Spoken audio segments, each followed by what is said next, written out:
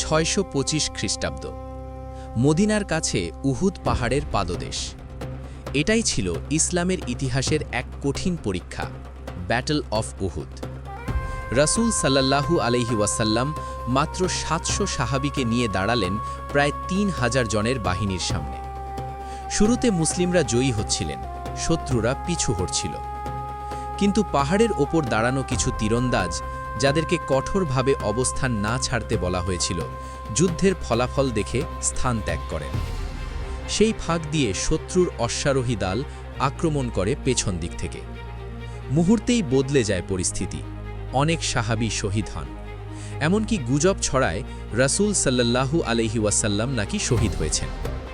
এই যুদ্ধ আমাদের শেখায়, আল্লাহর সাহায্য আসে, কিন্তু শর্ত একটাই, আনুগত্য আর ধৈর্য। উহুদ শুধু একটি যুদ্ধ নয়, এটি ছিল ঈমান, শৃঙ্খলা আর ত্যাগের পরীক্ষা।